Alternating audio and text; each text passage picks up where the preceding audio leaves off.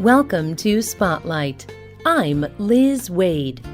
And I'm Bruce Gulland. Spotlight uses a special English method of broadcasting. It is easier for people to understand, no matter where in the world they live.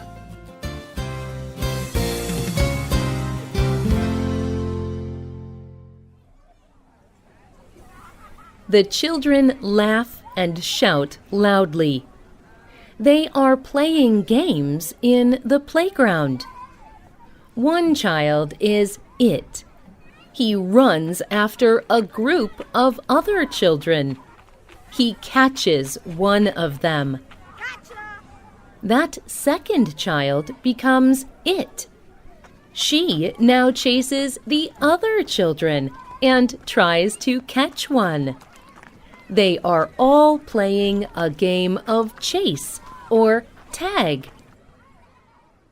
In another area of the playground, two children each hold opposite ends of a long rope.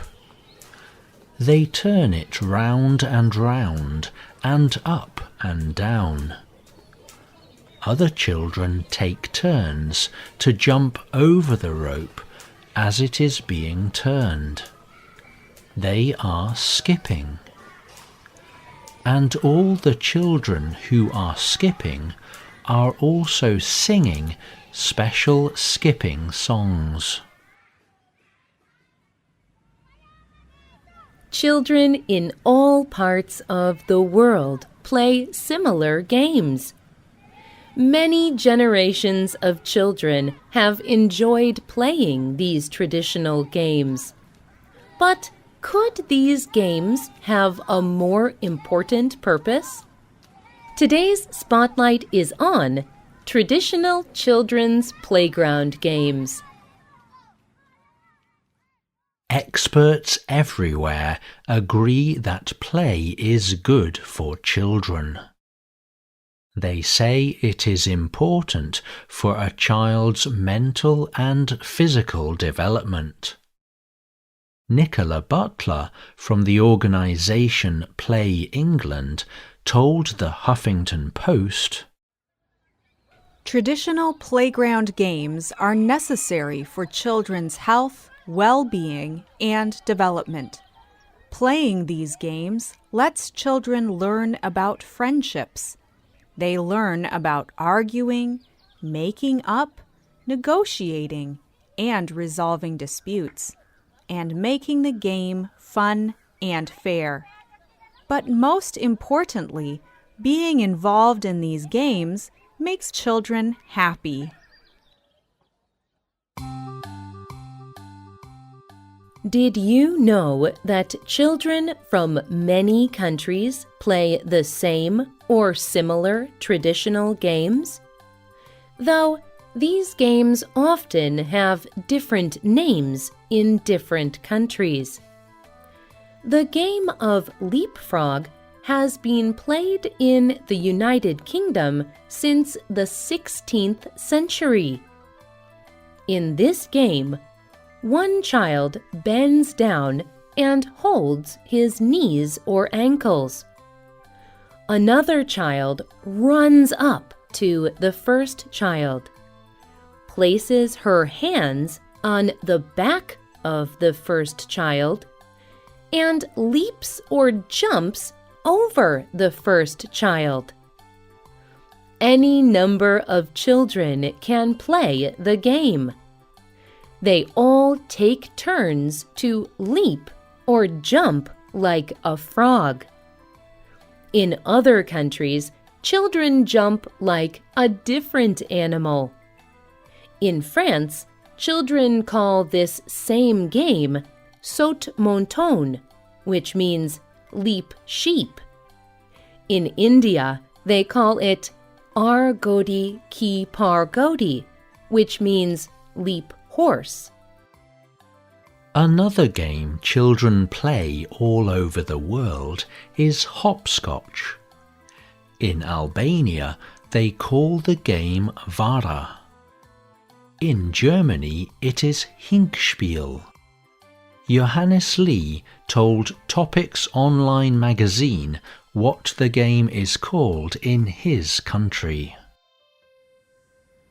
When I was a child, my friends and I used to play many traditional games from my country, Indonesia.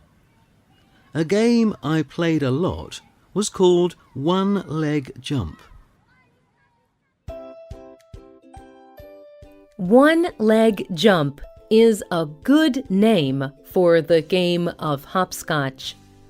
That is because the name one-leg jump helps you understand how to play the game. The players mark squares on the ground using a stone or piece of chalk. Children in different parts of the world make different shapes or grids with the squares. But some things are always the same. The children all hop or jump on one leg from square to square, and they must not put a foot on any line. Very often, children play the game using a stone. They throw the stone onto square 1 and take their turn hopping on the whole grid. They hop to the last square. Then they turn round and hop back. On their next turn, they will throw their stone onto square 2. And on their next turn, they throw onto square 3, and so on. If the stone does not land in the correct square, the child must lose a turn. Maria Lopez from Colombia told Topics how she enjoyed playing hopscotch when she was a child.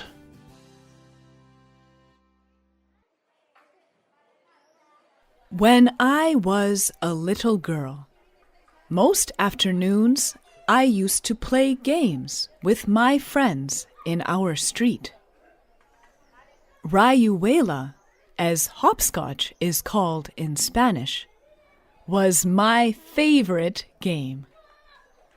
It is nice to remember playing games like Rayuela, because it shows me that I had a happy time as a child, surrounded by special people who always loved me.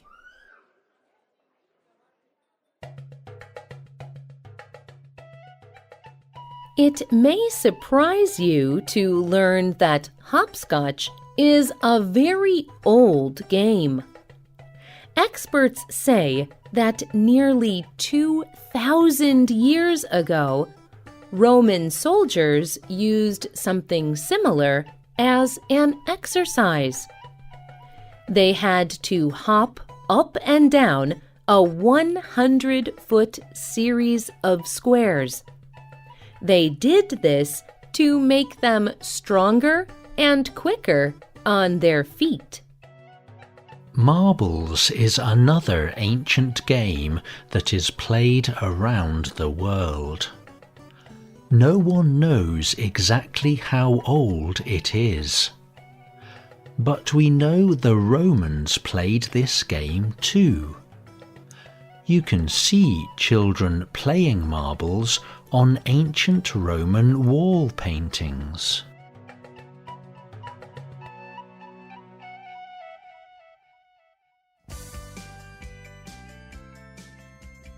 But what are marbles?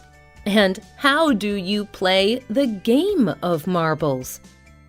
Marbles are very small, hard balls. You can find marbles made from different sorts of stone, including the stone called marble. But most marbles are made from brightly colored glass. People play many different sorts of games with their marbles. But all of these games are called simply marbles. The ring game is one popular game of marbles. A child uses a stone or chalk to make a circle or ring on the ground. Those playing the game put a few of their marbles into the ring. Each child rolls or shoots another marble to try to push one of the marbles out of the ring. If a player manages to do this, he keeps that marble. Hakan Tuncer from Turkey played marbles as a child. But he used a triangle shape, not a circle. He told Topics how he and his friends would compete for marbles.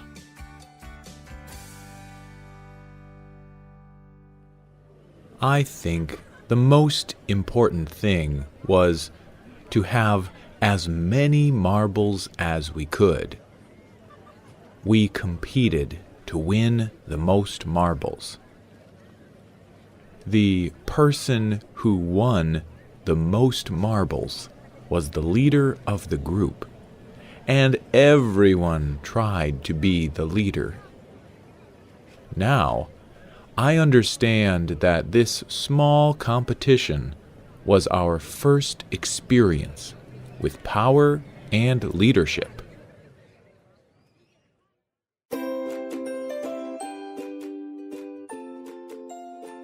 Traditional playground games are about more than just fun.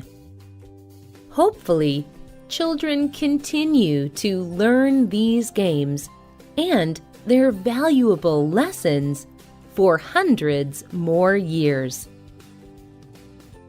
Do you remember playing traditional playground games when you were a child?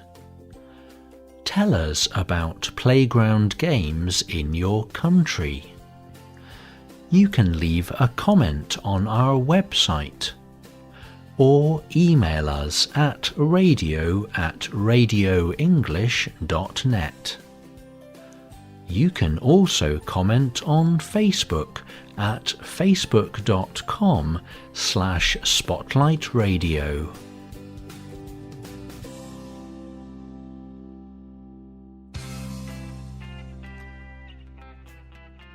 The writer of this program was Katie Blake. The producer was Michio Ozaki. The voices you heard were from the United States and the United Kingdom. All quotes were adapted for this program and voiced by Spotlight. You can listen to this program again and read it on the internet at www.radioenglish.net. This program is called Traditional Children's Games. Look for our free listening app in the Google Play Store and in iTunes.